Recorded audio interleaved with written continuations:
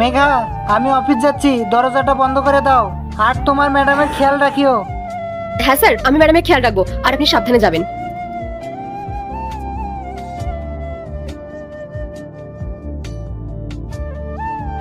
Madam, sir চলে গেছেন, এবার আপনি আপনার কাজটা শুরু করতে পারেন।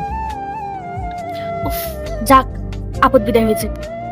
শোন, নিচে আমার বয়ফ্রেন্ড মনোজ দাঁড়িয়ে আছে, ঠিক আছে? তুই ওকে একটা কল করে বলে দে যে রাহুল চলে গেলে ও যাতে উপরে চলে আসে।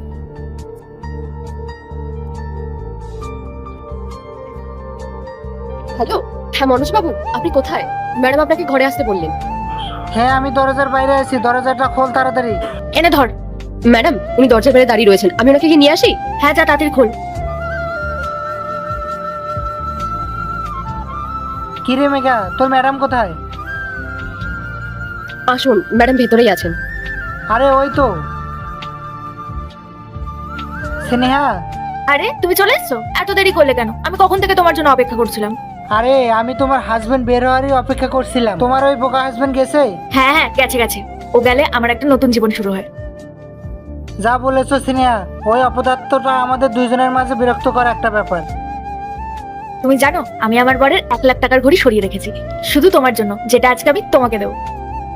সত্যি ও এক নম্বরের বলদ। একদিন ওর চোখের সামনে ওর বউ, ওর দামি দামি জিনিস সবকিছু নিয়ে চলে যাবো, ও পরেই থাকবে। আরে যা বলেছো সত্যি, 1 নম্বরের বলদ একটা। আমার উপর অন্ধের মতো বিশ্বাস করে। যেদিন ওর বিশ্বাস ভাঙবে না, সেদিনও বুঝতে পারবে যে ওর কাছে আর কিছুই নেই। এমনকি যাকেও বিশ্বাস করে সে ওর কাছে থাকবে না। স্নেহা, আমি তোমার কাছে 20,000 টাকা চাইছিলাম, মনে আছে তো?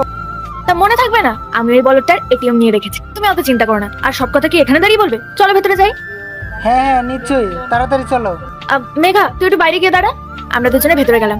আর কেউ এলে ঢুকতে দিবি না। আর কেউ যদি আসে আমাকে সাথে সাথে জানাবি। দরজা ভালো করে লাগিয়ে দিস। ঠিক আছে ম্যাডাম। তার আগে দেখবো কারা শয়তানকে হারিয়ে আল্লাহকে ভালোবাসে। যারা আল্লাহকে ভালোবাসো ভিডিওতে লাইক করে চ্যানেলটাকে সাবস্ক্রাইব করে দাও। যারা শয়তানকে ভালোবাসো তাদেরকে ভিডিওতে লাইক সাবস্ক্রাইব কিছুই করতে হবে না, কমেন্ট করো আল্লাহু আকবার। চলো মনোজ।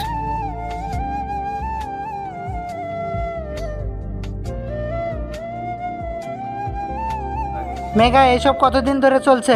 আর এরপর কি হয় দেখতে চাইলে পাট্টুর লেখা কমেন্ট করো।